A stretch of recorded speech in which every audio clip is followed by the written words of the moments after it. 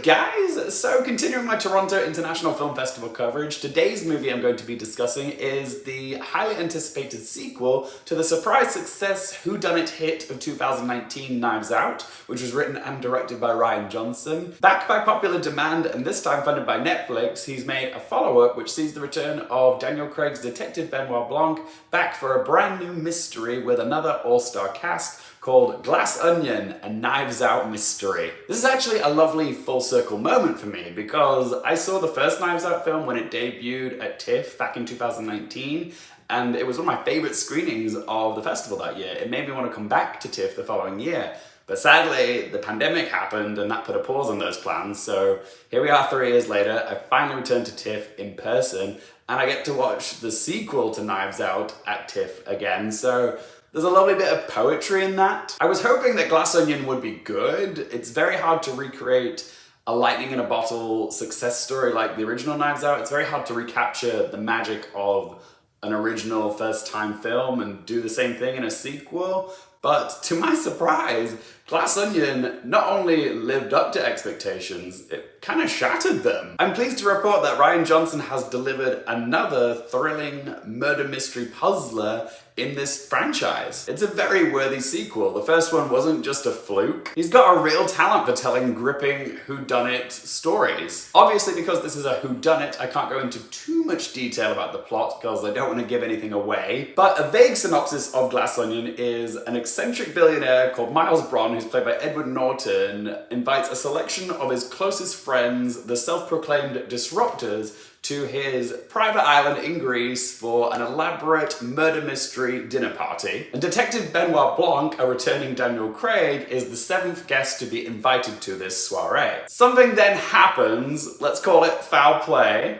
and then we watch Detective Benoit Blanc try to piece it all together. I really love Glass Onion, guys. I think it is a very strong sequel, and I think it does have a decent chance of winning the People's Choice Award at TIFF because this is such a crowd-pleasing movie. The screening I was in was magical. People were belly laughing, gasping. At one point, a lady shrieked behind me. My advice would be to go watch this film in a cinema if you can. It is definitely worth the cost of a cinema ticket, and it's so much more fun to watch it surrounded by others. I don't know if this was just a one-off TIFF event, but few films have matched the level of fun that I felt like in the air whilst watching a screening, like with Glass Onion. This really is such a fun watch. Honestly, I was expecting this film to come up a little bit short, but it didn't. I think the reason that it works so well is that Rian Johnson still retains the gleeful spirit and intrigue of the first film, but he's taken a very distinctly different approach with the story and the structure in this one, so it does feel very fresh. The casting of this film is incredible. Everybody's having fun, but the standout performances for me were Daniel Craig once again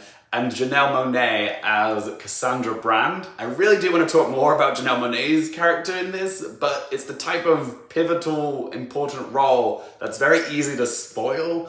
But I'll say this, they are enchanting in this part. Kind of like how Ana de Armas was the standout of the first one, Janelle Monáe ends up, stealing all the focus in this film. Janelle Monáe is definitely the MVP of Glass Onion. Rian Johnson's script is snappy, sharp, and subversive. It's constantly witty and rich in foreshadowing. Nothing is wasted in this film. Every line of dialogue serves a purpose. The production design and art direction is opulent. Bron's mansion, where the film primarily takes place, and the Glass Onion itself is so well dressed. Same goes with the costumes. I love the costumes, particularly Kate Hudson's dress that she wears during the party. Wow. And it's such a well-paced film. Even though this is a 2-hour-plus film, it doesn't feel long because of Bob Duxey's tight editing. As far as negatives go, the film does have a lot of gratuitous celebrity cameos, which are a bit hit or miss. I'm not gonna say who shows up, but some of them I liked, some of them I didn't. Like Benoit's flatmate and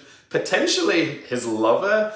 The person playing this character was a pleasant surprise because you just don't expect it, and it's definitely a novelty bit of casting, but it was still fun to see them in this. And I didn't mind this cameo because it didn't feel like a cameo because this person is playing a character and not themselves. Whereas there's another scene where Benoit's in the bathtub and during the pandemic and he's on a Zoom chat with a bunch of celebrities playing an online game, and it's kind of like, oh, here's this person, I recognize them, and oh, it's that person.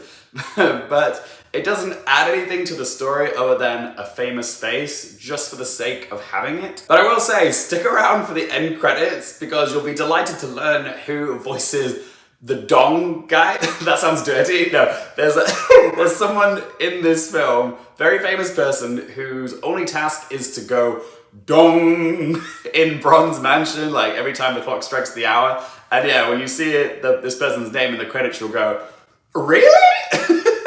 But yeah, that was an amusing find, so stick around for the credits. Shall we talk about its Oscars chances? Because honestly, going into Glass Onion, I did not think this would be like an Oscars movie. I know the first Knives Out film got a screenplay nomination, but I guess I was going into Glass Onion with a bit of prejudice, thinking that, oh, this is a cash-in comedic sequel on Netflix. The Academy isn't gonna buy into this, but the quality of Glass Onion is so good. The script is genuinely fantastic. I could definitely see it getting into Best Original Screenplay again.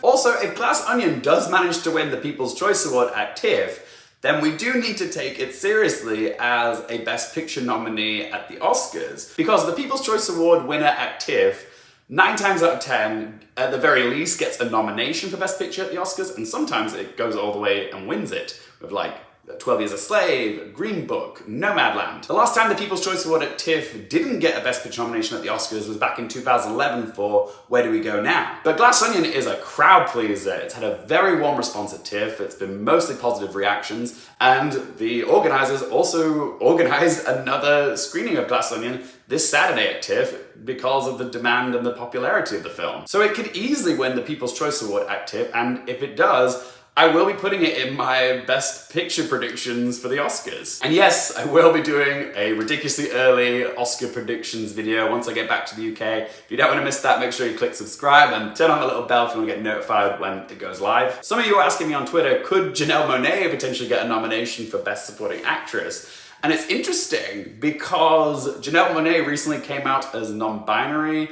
Their pronouns are they, them, and she, her. So it would raise an interesting discussion if they were to be nominated because of category and pronouns. But still, yeah, could Janelle Monáe make it into hypothetically Best Supporting Actress because of the she, her pronouns that they do go by?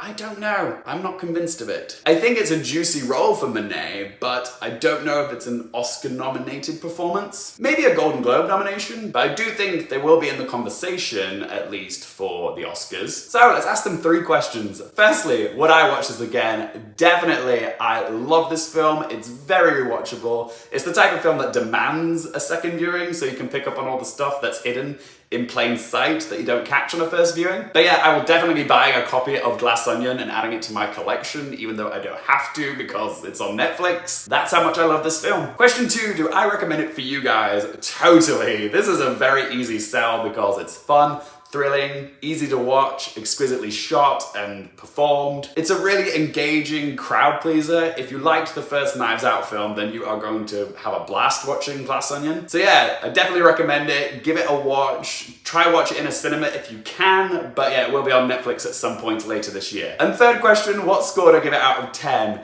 Glass Onion had no business being this good. Like, I honestly thought it was gonna come up a little bit short, but it didn't. Do I think it's better than Knives Out?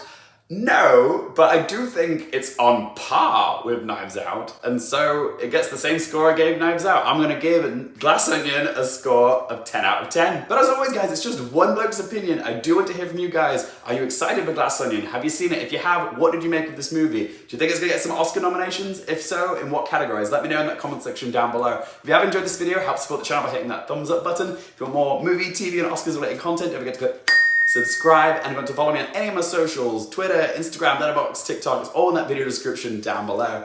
And as always, thank you guys so much for watching. For more things related to movies, TV, the Oscars, and popcorn culture, I'm Luke Carefield, and I'll see you next time.